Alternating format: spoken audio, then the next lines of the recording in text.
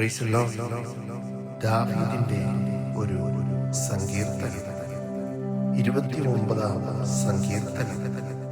ദൈവപുത്രന്മാരെ യഹോവയ്ക്ക് കൊടുപ്പിൻ, യഹോവയ്ക്ക് മഹത്വവും ശക്തിയും കൊടുപ്പിൻ. യഹോവയ്ക്ക് അവന്റെ നാമത്തിന്റെ മഹത്വം കൊടുപ്പിൻ. വിശുദ്ധ അലങ്കാരം ധരിച്ച് യഹോവയെ നമസ്കരിപ്പിൻ. യഹോവയുടെ ശബ്ദം വെള്ളത്തിന്മീതെ മുഴങ്ങുന്നു, പെരുവെള്ളത്തിന്മീതെ യഹോവ മഹത്വത്തിന്റെ ദൈവം തന്നെ ഇടിമുഴക്കുന്നു. യഹോവയുടെ ശബ്ദം ശക്തിയോടെ മുഴങ്ങുന്നു, യഹോവയുടെ ശബ്ദം മഹിമയോടെ മുഴങ്ങുന്നു. യഹോവയുടെ ശബ്ദം ദേവദാരുക്കളെ തകർക്കുന്നു.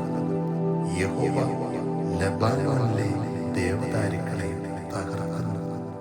അവനവയെ കാളക്കുട്ടിയെ പോലെയും ലെബാനോനെയും സിരിയോനെയും കാട്ടുപോത്തിൽ കുട്ടികളെ കുട്ടിയെ പോലെയും തുള്ളിക്കുന്നു. യഹോവയുടെ ശബ്ദം അഗ്നിജാലകളെ ചിഹ്നിക്കുന്നു.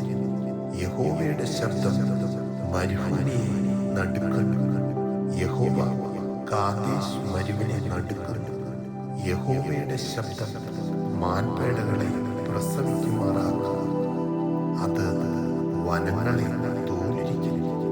അവന്റെ മന്ദിരത്തിൽ സകലവും മഹത്വം എന്ന് ചൊല്ലുന്നു.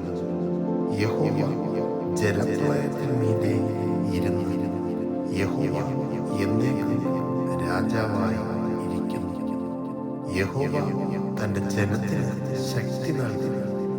യഹോവ തന്റെ ജനത്തെ സമാധാനം നൽകി അനുഗ്രഹിക്കും. ആമേൻ.